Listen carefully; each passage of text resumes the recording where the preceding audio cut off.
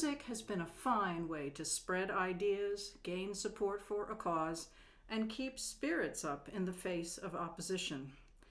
In years past, nearly all such songs used an existing melody so people could easily learn it. Here is the Suffrage Song from 1910 to the tune Comin' Through the Rye. It noted that unintelligence and drunkenness did not keep men from voting, and that women who do the same work and pay the same taxes should have the same benefits. If a lassie wants the ballot to help run the town, and a lassie gets the ballot, need a laddie frown. Many a laddie has the ballot, not so bright as I, and many a laddie votes his ballot overcome with rye. If a lassie works for wages, toiling all the day, and her work's the laddie's equal, give her equal pay. If a body pays the taxes, surely you'll agree that a body earns the franchise, whether he or she.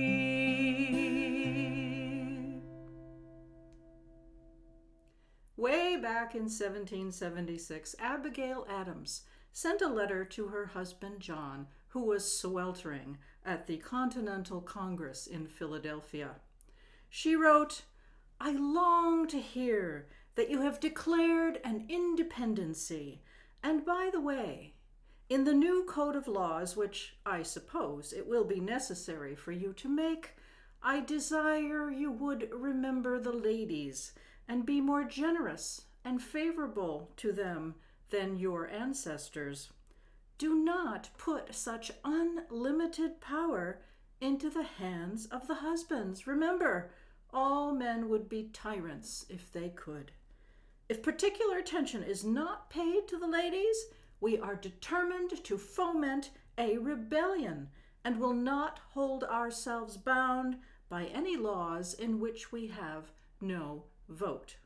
This quote is quite familiar, especially the "remember the ladies" phrase. Less well known is John's reply. "As to your extraordinary code of laws, I cannot but laugh. We have been told that our struggle has loosened the bonds of government everywhere, that children and apprentices are disobedient, that schools and colleges are grown turbulent, that Indians slight their guardians and Negroes grow insolent to their masters. But your letter was the first intimation that another tribe, more numerous and powerful than all the rest, were grown discontented. Depend upon it, we know better than to repeal our masculine systems.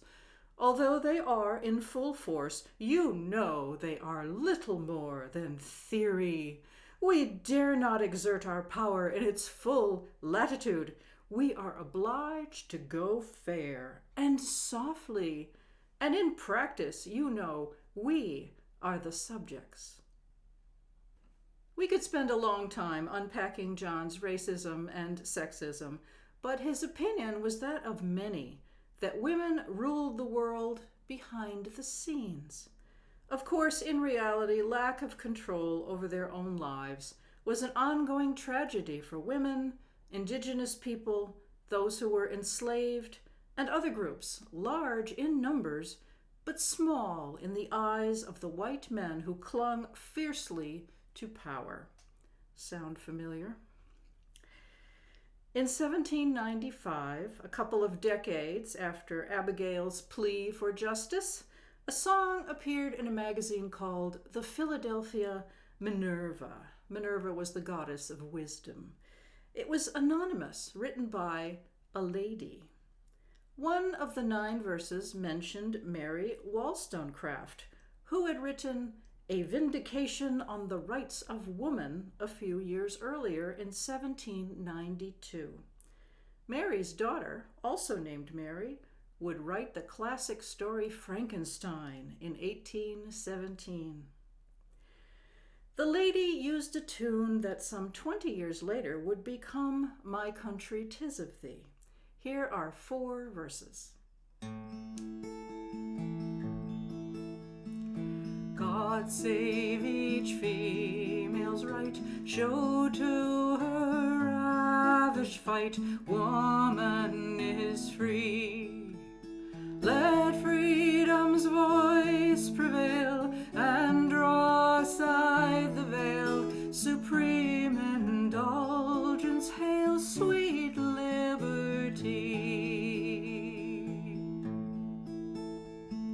Man boasts the noble cause, nor yields supine to laws tyrants ordain.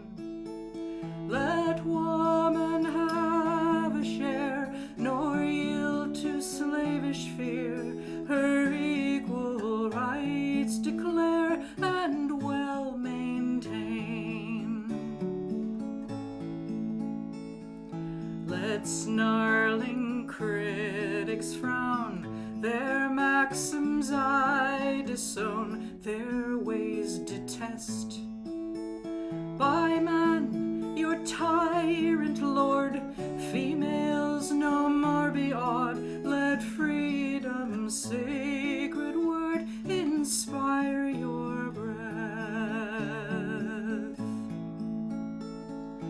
A voice re-echoing round with joyful accents found, woman is free. Assert the noble claim, all selfish acts disdain. Hark how the note proclaim, woman is free.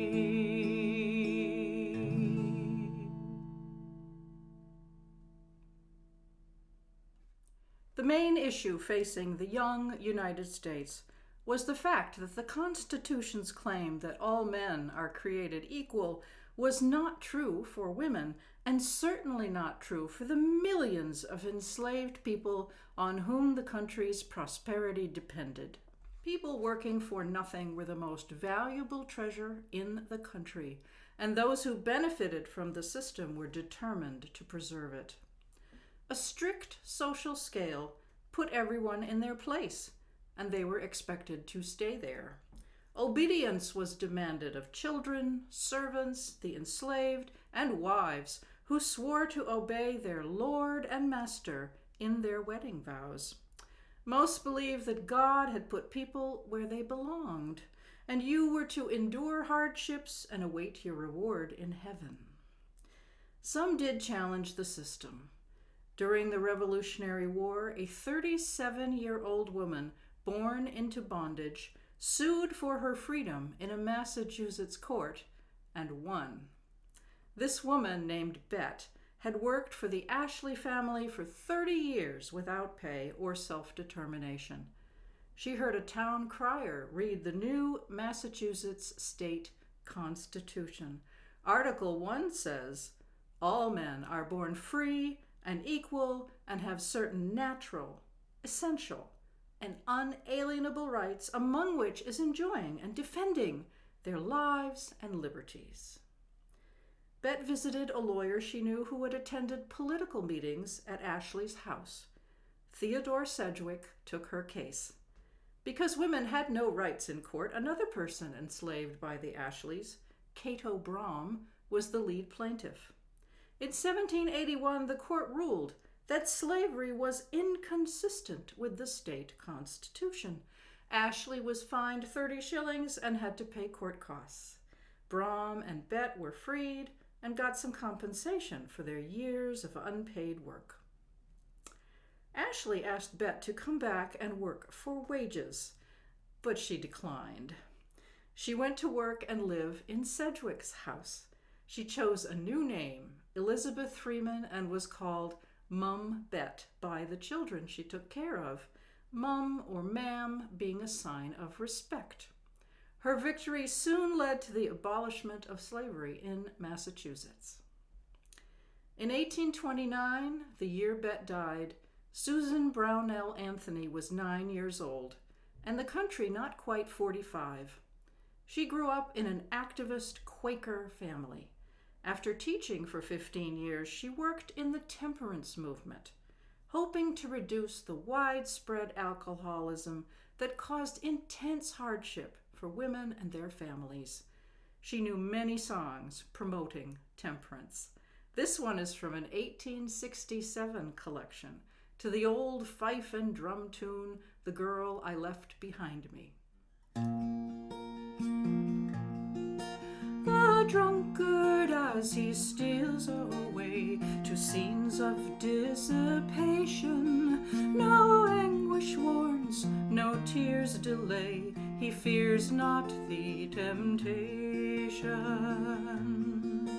I wish I could but reach his mind and set him once a-thinking. I'm sure he'd be a father kind and leave off all his drinking. He drinks away his goods and store that years were spent in making, yet day by day he craves for more, all warning, all forsaking. As free from drinking was he found when life begun as any, but soon he fell and then was bound to evils great and many. Then let us all the precept own and tell to friend and stranger, if they would safely travel on, to keep away from danger. I wish I could but reach his mind and set him once a-thinking. I'm sure he'd be a father kind and leave off all his drinking. I'm sure he'd be a father kind. My mother's father was an alcoholic who left his wife and 5 children to fend for themselves before there was a social safety net. They were hungry and cold, and their situation only improved when my grandmother went to work in the woolen mill. At age 9, my mother took on the care of her younger siblings. The temperance movement is often ridiculed as wild-eyed women smashing up bars, killjoys whose prudery led to the banning of alcohol. Prohibition had many ill effects of its own, first and foremost turning a huge part of the population into criminals for brewing bathtub gin and visiting speakeasies. The intentions of the activists were good, reacting to a society-wide tragedy. As a woman, Susan Anthony was not allowed to speak at rallies. In the early 1800s, women never spoke in public. It was considered highly improper, and many thought that women were unable to do so, what with their feeble minds and general lack of education. Anthony decided to broaden her activism and work for women's rights. Married women at this time could not own property or control their own earnings and lacked legal protection or even a legal identity apart from their fathers or husbands. Voting in elections was a dream. By the 1820s, most states had granted white men the right to vote, regardless of how much money or property they had, a change from the traditional idea that only gentlemen who owned land had enough education and common sense to vote. Reform was in the air, and women joined reform societies all over the country. In July of 1848, Elizabeth Cady Stanton and Lucretia Mott organized the first women's rights convention at Seneca Falls, New York, where Stanton lived. Mott had founded the Philadelphia Female Anti-Slavery Society in 1833 and met Stanton at the World Anti-Slavery Convention in London in 1840. More than 300 people came to Seneca Falls, mostly women, but some men, including Frederick Douglass, a powerful speaker who had emancipated himself. The delegates produced a Declaration of Sentiments, modeled after the Declaration of Independence. Their declaration said, "We hold these truths to be self-evident that all men and women are created equal, and among their rights was the right to vote." The idea was widely mocked in the press, but Stanton and Mott held more conferences, joined by Susan B. Anthony and other activists. Before the Civil War, the movements for voting rights and abolition were closely linked. Sojourner Truth, Harriet Tubman, and other Black people collaborated with white reformers, and prominent Black women spoke and held leadership positions at gatherings throughout the 1850s and the 1860s. A woman named Amelia Bloomer had attended the convention in Seneca Falls and was inspired to start a magazine called The Lily, with articles by activists for women's rights. In 1851, Amelia had a visit from one of those activists, Elizabeth Smith Miller, who was wearing what she called Turkish dress, a knee-length skirt over wide trousers. In the next issue of The Lily, Bloomer announced that she had begun wearing this comfortable, practical outfit and gave instructions for sewing it.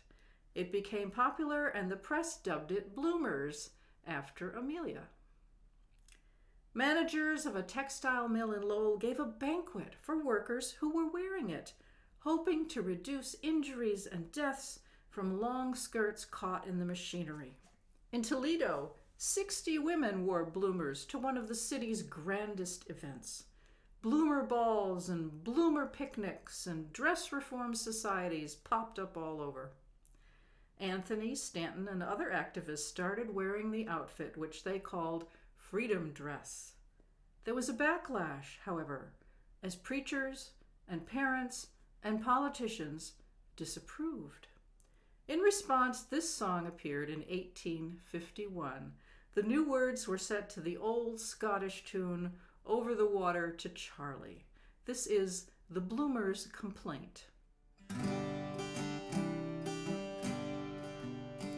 Dear me, what a terrible clatter they raise, because that old gossip, Dame Rumor, declares with her hands lifted up in amaze that I'm coming out as a bloomer. I'm coming out as a bloomer. I wonder how often these men must be told when a woman a notion once seizes. However they ridicule, lecture, or scold, she'll do after all as she pleases. She'll do after all as she pleases. They know very well that their own fashions change with each little change of the season. But oh, we are monstrous and dreadful and strange, and out of all manner of reason, out of all manner of reason. If we take a fancy to alter our dress and come out in style a la Bloomer, to hear what an outcry they make, I confess, is putting me quite out of humor, putting me quite out of humor. With my pants a la Turk and my skirts 2 feet long, all fitting, of course, most completely, these grumblers shall own they are wrong after all, and I in a bloomer look sweetly, I in a bloomer look sweetly.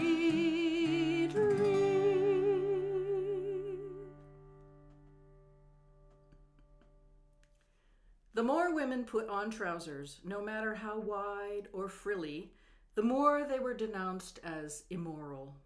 Some bloomer-clad women were denied church membership. Lucy Stone and Susan B. Anthony were dismayed when crowds came not to hear them speak, but to stare at and make fun of their freedom dress. Weary of the distraction, they went back to long skirts. In Western states, the sheer practicality of bloomers maintained their popularity. Elsewhere, women who dared to wear bloomers in public faced insults and rocks thrown in their direction. Why were bloomers so violently rejected? Men simply could not stand what they saw as a challenge to their authority. If women were allowed to wear the pants, what would become of the patriarchy? It was a terrifying prospect that gathered up all the fears of those in power that underlings might free themselves from oppression and change the way things were. Sound familiar? Ignoring opposition and abuse, Susan Anthony traveled the country giving lectures, pushing back against the custom that women should not speak in public. Remarkably, she lived almost entirely on the fees she earned as a speaker. She also worked to end slavery, a very dangerous choice. In 1861, mobs shut down her meetings, and in Rochester, the police had to escort Anthony and others from a building for their safety. In Syracuse, according to a newspaper, rotten eggs were thrown, benches broken, and knives and pistols gleamed in every direction. Susan participated in the Underground Railroad, writing in her diary that she had, quote, fitted out a fugitive slave for Canada with the help of Harriet Tubman. In 1866, at the 11th National Women's Rights Convention in New York City, a Black author named Frances Ellen Watkins Harper delivered a speech entitled, "We Are All Bound Up Together." Harper sat on the speaking platform between Stanton and Anthony. She must have made them squirm when she said, "If there is any class of people who need to be lifted out of their airy nothings and selfishness, it is the white women of America." In 1868, the 15th Amendment proposed extending the vote to Black men. Activists for women's rights knew that if they supported it, they would lose any hope of getting Southern states to ratify an amendment granting women the vote, and they would need those states to reach the required number of ratifications. In 1869, Anthony and Stanton formed the National Woman Suffrage Association. They supported universal suffrage, but they opposed the 15th Amendment, saying that Black men should not receive the vote before white women. Some racist remarks angered many allies, including Frederick Douglass. Stanton called Black men Sambos and warned that Southern women would be degraded if the amendment passed. Very coded language.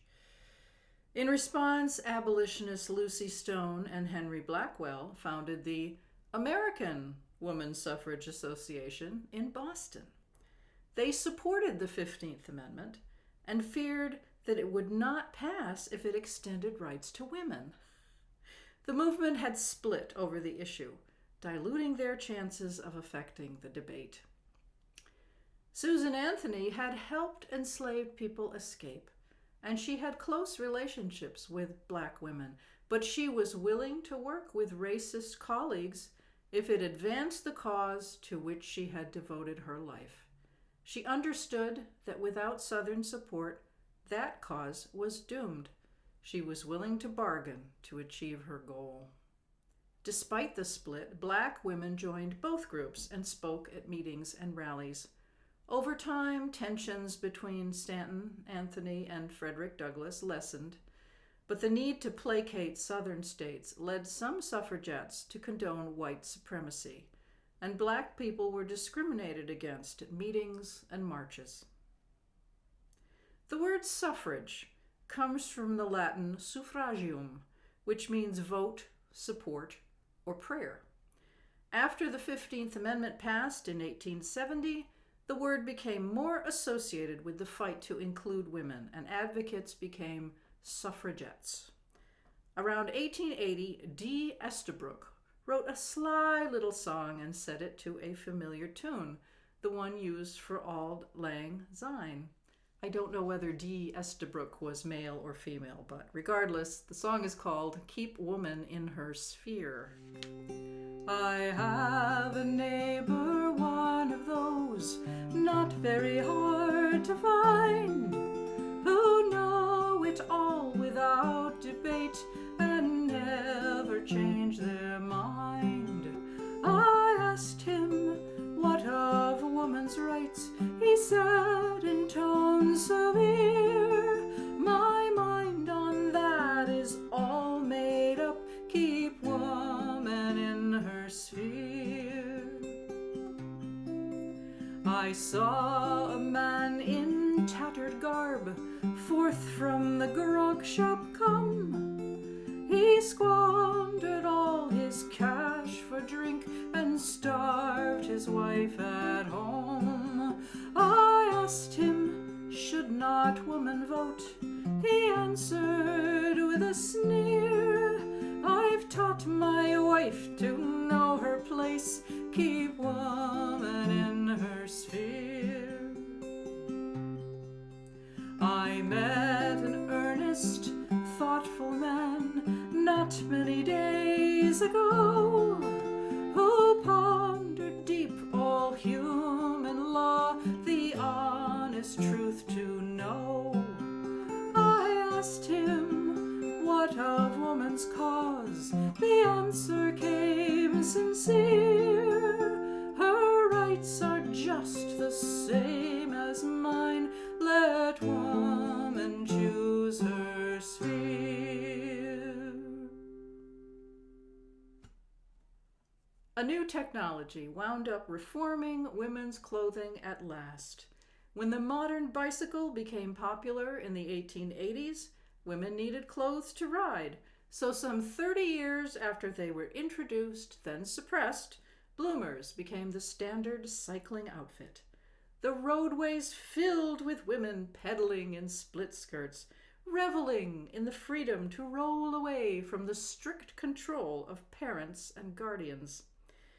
3 decades after she was forced to abandon her freedom dress, Susan B. Anthony said in an interview, I'll tell you what I think of bicycling.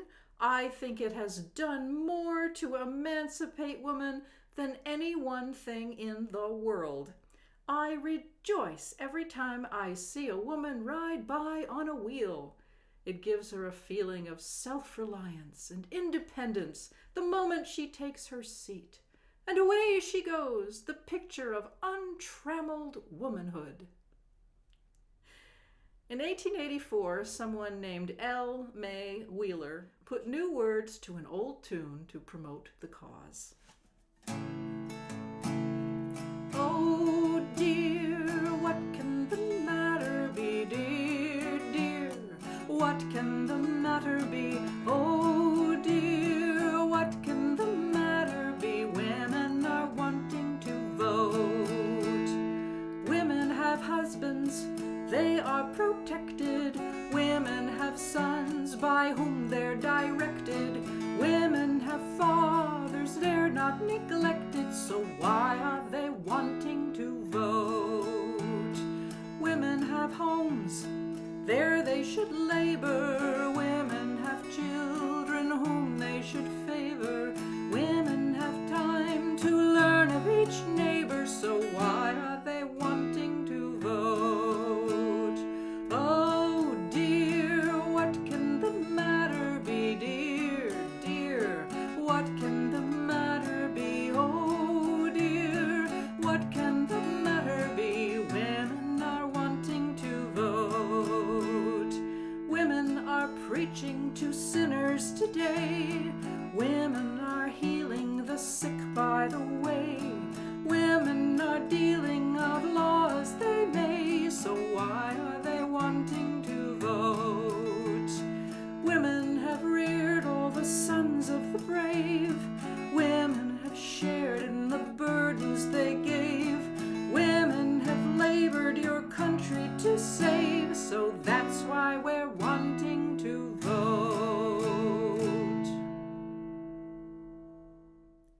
by 1878, the movement had enough influence to lobby Congress to propose an amendment. Committees proceeded to debate the issue for 8 years. When a proposal finally reached a vote in 1886, it was, of course, defeated. The national and American suffrage organizations, after competing for 2 decades, merged in 1890, becoming the National American Woman Suffrage Association. They did not exclude black women from membership at the national level, but they did let state and local chapters do so, and conventions in the South were segregated. Black women formed their own suffrage clubs and in 1896 created the National Association of Colored Women. They also cautiously joined interracial efforts to secure the ballot. In 1900, with Stanton and Anthony aging, Carrie Chapman Catt stepped up to lead the National American Woman Suffrage Association, or NAWSA. Stanton died in 1902, and Anthony in 1906, never seeing their dreams fulfilled. But the new century brought momentum. Between 1910 and 1918, 17 states adopted amendments supporting female suffrage, joining a half dozen that had done so in previous decades. Stanton's daughter, Harriet Stanton Blatch, worked with a group called the Equality League of Self-Supporting Women, later named the Women's Political Union. There's an argument for not taking your husband's name, Blatch. Marches and pickets disrupted the sleepy streets of Washington, D.C. and other towns and cities. In 1909, Helen W. Roby wrote fresh lyrics for the Battle Hymn of the Republic, a song considered sacred by the Union during the Civil War. It was frequently played during battles. And if there was ever a song that could inspire people to die for a cause, this was it. So using that melody was potent. Dare you do it?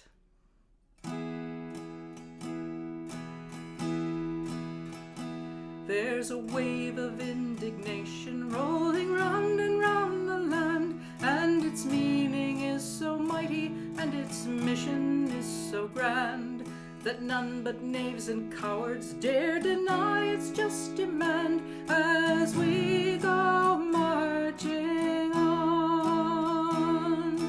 Man and brothers, dare you do it? Man and brothers, dare you do it? Man and brothers, dare you do it as we go marching on? You men who rob your mothers and your wives and sisters too, how dare you rob companions who are always brave and true? How dare you make them servants who are all the world to you as they go marching on? Man and brothers, dare you do it? Man and brothers, dare you do it? Man and brothers, dare you do it as we go marching on? Whence came your foolish notion, now so greatly overgrown, that a woman's sober judgment is not equal to your own?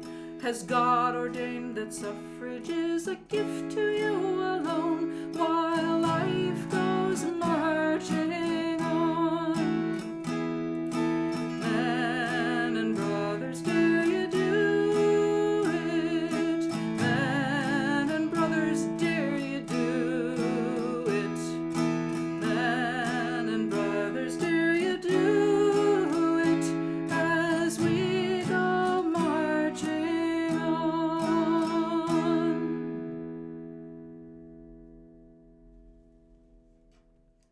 Other songs poked fun at the movement.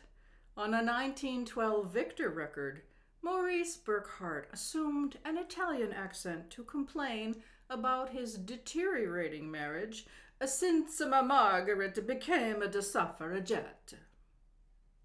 Immigration was in full swing and featured all the nasty slurs we hear today.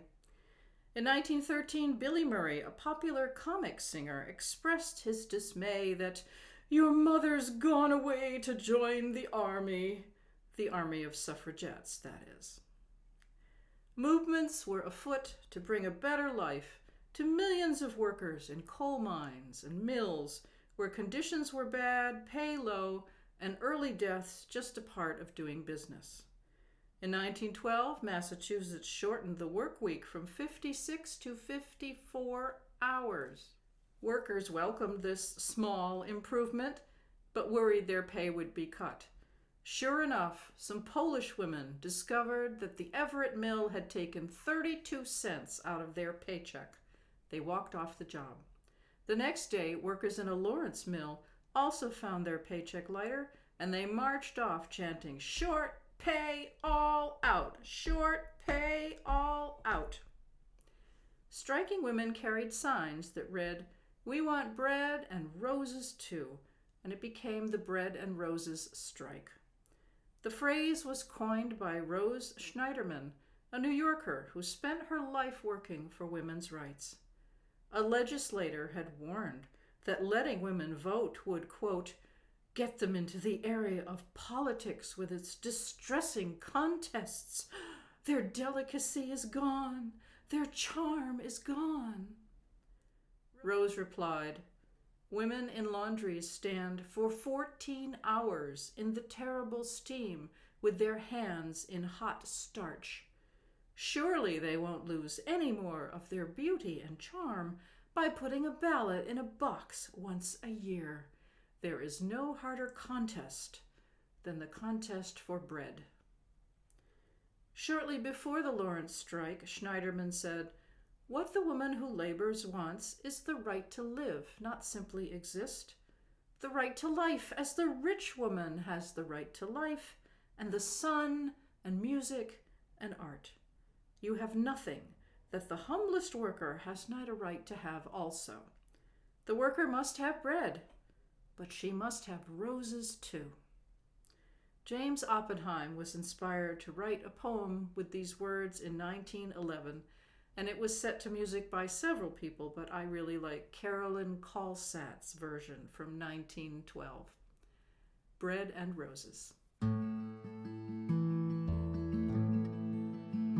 As we go marching, marching in the beauty of the day, a million darkened kitchens, 1,000 mill-lofts gray, are touched with all the radiance that a sudden sun discloses.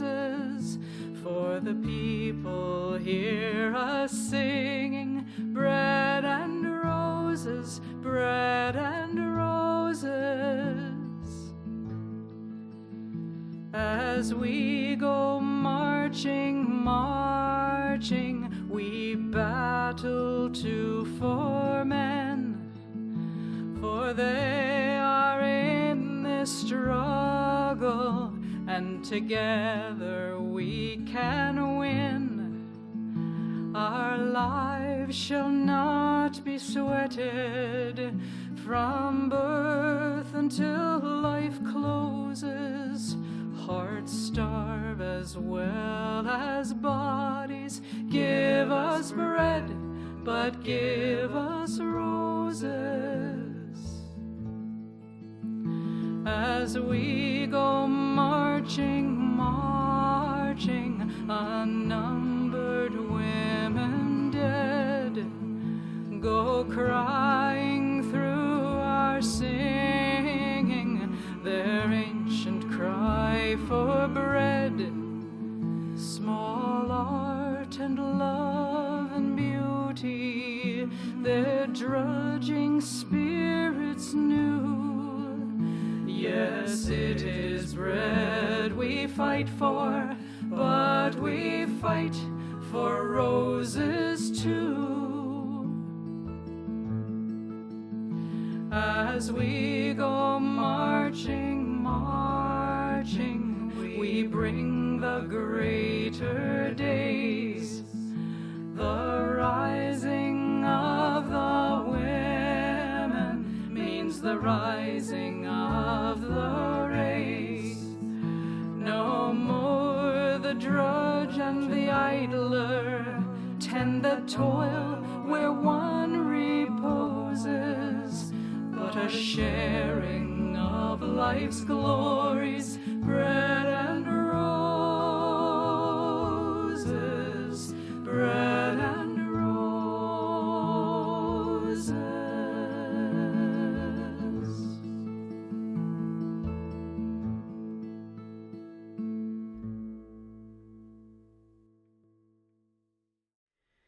In 1913, Alice Paul founded the Congressional Union for Woman Suffrage, which later became the National Woman's Party. She organized a huge parade in Washington the day before President Woodrow Wilson's inauguration. About 8,000 women marched down Pennsylvania Avenue, while 500,000 spectators either cheered them on or jeered at them. Hundreds were injured as police tried to stop the procession. Before the parade, Ida B. Wells Barnett, representing a black suffrage group she had founded in Chicago, was asked to march at the rear with other black suffragists rather than with the white Chicago delegation. Wells Barnett slipped into the crowd along the route, and as the Chicago delegation passed, she strode into line between two white women and marched with them to the end. The year before, in 1912, Eugenie Ray A. Smith had written, "How Can Such Things Be?" to "Oh, Susanna." It pointed out that many states had passed amendments in support of women's suffrage, and the issue did not provoke the same passion in California as it did in Pennsylvania. Marchers sang "How Can Such Things Be?" and many other songs to stay in step and drown out insults. Oh, I come from California where the women folk are free, and I'm bound for Pennsylvania, the old-fashioned folks to see. 'Twas election night the day I left, and every poll all right. I crossed the line, near lost my breath, election was a fight. Oh, men voters, how can such things be? In all this free America, only one half can be free. Oh, I traveled long, I traveled fast, I went by rail and river. Election rights in many a state, they'd make a home man shiver. Some men, they say, too decent are, they will not come to vote. Says I invite the women out, and then a change you'll note. Oh, men voters, how can such things be? In all this free America, only one half can be free. Then came a revelation when I neared my journey's end. I saw the lowest ranks of men to polling places wend, while wistfully some women gazed a block or two away, as to the city hall they went their taxes for to pay. Oh, men voters, how can such things be? In all this free America, only one half can be free. If I could run for president, I'd want a good clean fight. I'd want the women on my side, I'd grant their equal right. I'd pledge my word of honor in the list to make them fair, and if they ask me for a deal, I'd make it on the square. Oh, men voters, how can such things be? In all this free America, only one half can be free.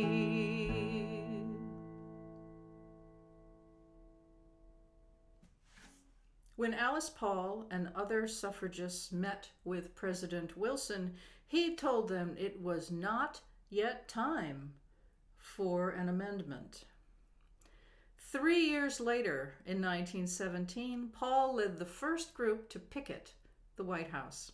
They stood by the gates holding banners that read, "Mr. President, how long must women wait for their liberty?" And, "Mr. President, what will you do for women's suffrage?" They kept it up for 18 months, enduring attacks that increased once the country entered World War I. Rather than protect them, police arrested them for obstructing traffic or disturbing the peace. Alice Paul was jailed for 7 months and organized a hunger strike. Doctors threatened to send her to an insane asylum, and she and others were force-fed through a nose tube in a ghastly process that was state-sanctioned torture. Newspaper accounts of their terrible treatment garnered public sympathy and increased support. Alice emerged from jail pale and sick, but led more protests. Beulah Amidon was dubbed the prettiest picket after a photo of her appeared in the Suffragist magazine. A few months later, she was arrested after she was knocked down by a sailor who was part of a mob that destroyed 50 of the movement's purple and gold flags. Beulah wrote a song to the tune of the Irish ditty Cockles and Mussels. Another activist named Vida Milholland served a term in jail, and she taught her fellow prisoners the song. When Vida was released, she did not quietly leave. She stopped in the courtyard and sang the song loudly so the hundreds of women and men inside could hear her. Their eyes to the eastward, their hearts high with vision, the women have toiled through the dusk of delay, the brave banners blowing, undaunted and singing, for justice, for freedom, alive, alive, oh, alive, alive, oh, alive, alive, oh, for justice, for freedom, alive, alive, oh. Awake to the dawning, we conquer, the sky is ablaze with the fire of our day. The morning has arisen, in triumph we hail it, for justice, for freedom, alive, alive, oh, alive, alive, oh, alive, alive, oh, for justice, for freedom, alive, alive, oh. World War I finally changed President Wilson's mind. In a 1918 speech to the Senate, he said, "I regard the extension of suffrage to women as vitally essential to the successful prosecution of the great war of humanity in which we are engaged." Despite his appeal to patriotism, the amendment failed by 2 votes. Here's an obnoxious little song from 1918 by Jack Stern and William Tracy. Women were doing many jobs while the men were off fighting, so Jack and William advised that you better be nice to them now.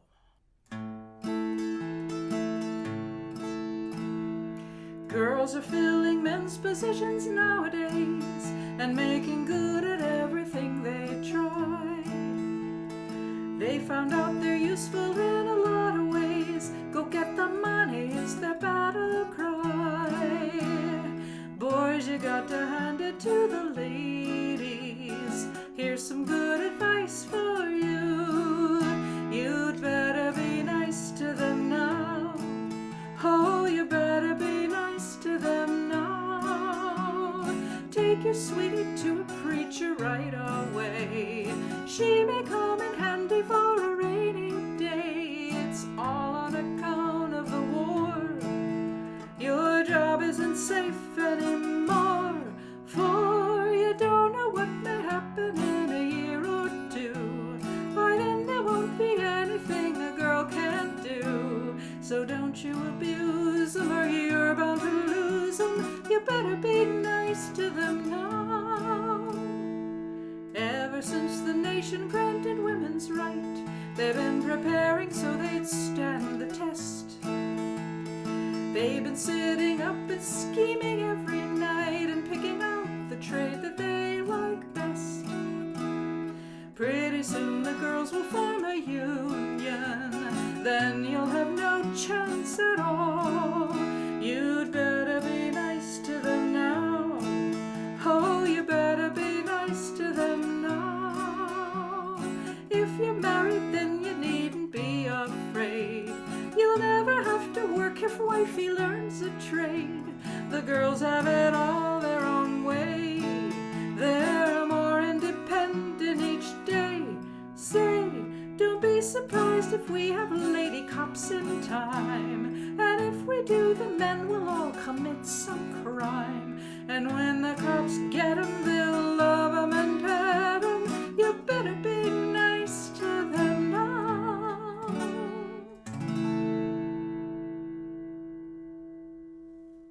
In May 1919, as the war heated up, a House resolution moved to approve the Susan Anthony Agreement, granting women the right to vote. It passed 304 to 89. 2 weeks later, the Senate passed the 19th Amendment by just 2 votes over the required 2/3 majority. The amendment went to the states for ratification, and by March of 1920, 35 states had done so, just shy of the 3/4 needed. Southern states were adamantly opposed, and 7 had rejected the amendment by the time Tennessee voted in August 1920. The legislators locked in a 48 to 48 tie. A 23-year-old representative, Harry T. Byrne, a Republican, cast the deciding vote. Even though he opposed the amendment, his mother convinced him otherwise. Mrs. Byrne reportedly wrote to her son, "Don't forget to be a good boy and help Mrs. Cat put the rat in ratification." So the 19th Amendment became the law of the land by 1 vote. And that 1 vote was greatly influenced by the voter's mother, a circumstance that would have made both Abigail and John Adams smile. She for a victory won through a woman's influence, and he for evidence of his assertion that men hold power only in theory, and women really run the world behind the scenes. On November 2nd, 1920, 41 years after the amendment was first proposed to Congress, more than 8 million women across the U.S. voted in elections for the first time. The battle for the vote was over for white women. Of course, black women faced the same obstacles to voting as black men did. Their activism continued and expanded. It took over 60 years for the remaining 12 states to ratify the 19th Amendment. It was the law, but they refused to take that step. Mississippi was the last in 1984. Tennessee only ratified the 15th Amendment, giving black men the vote, in 1997, a mere 127 years after it was added to the Constitution.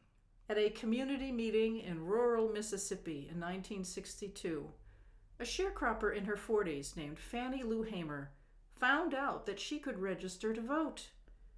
She lost her job for doing so, but she became one of the most important activists of the 1960s, crisscrossing the country to tell black farm workers about the importance of the ballot.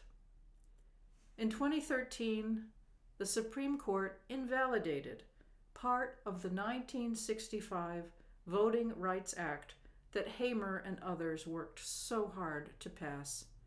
Stacey Abrams and others fought back, and black turnout was key in Senate victories. In 2020, Abrams, former minority leader of the Georgia House, helped bring 800,000 new voters to the polls, about half people of color and half under age 30. They turned the tide in a red state that resulted in a Democratic victory. Current events rush on, and we can only hope that we have as much determination as Fannie Lou Hamer, Stacey Abrams, and many others fighting for justice. I will end with a song by some of the many voices that make up our country. In 1773, a ship captain named John Newton was carrying human cargo across the Atlantic. A storm came up, and Newton promised God that if he were spared, he would reform his ways. He wrote a poem about his redemption called Amazing Grace. For a long time it had no set tune, but in the early 1800s, it gained the melody we know and love, a blend of Scottish and African American influences, truly an American song. I like to sing "'Twas bound, but now I'm free." I offer it in a spirit of hope, as we fear for the progress that so many fought so long and hard to achieve. The cycles of social movements and politics are ever turning. Let us hope for a return to the ideals that our country set as a guide at its founding.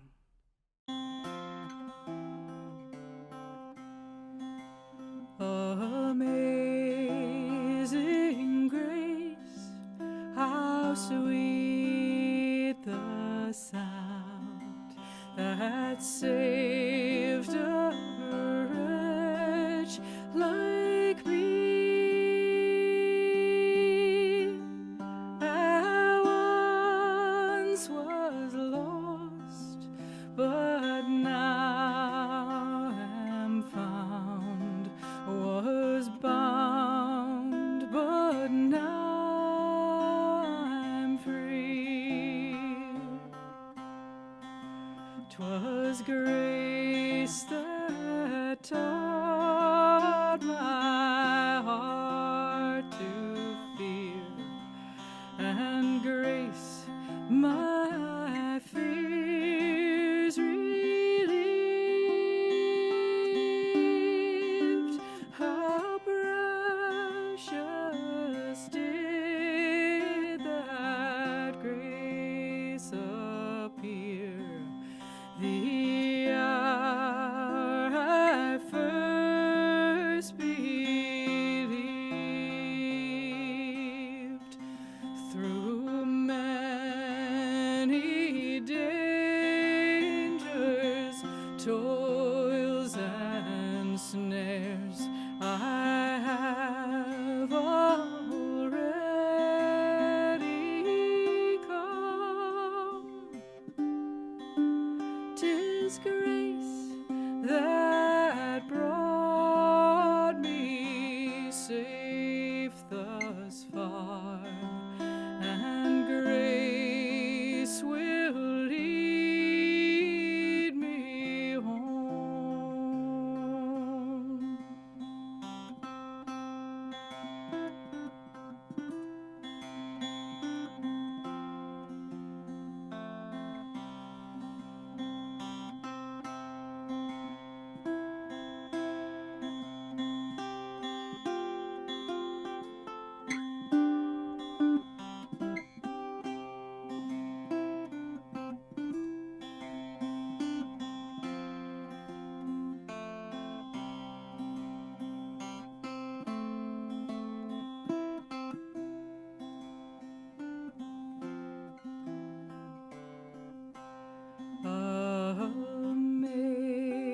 Amazing grace, how sweet the sound that saved a wretch like me.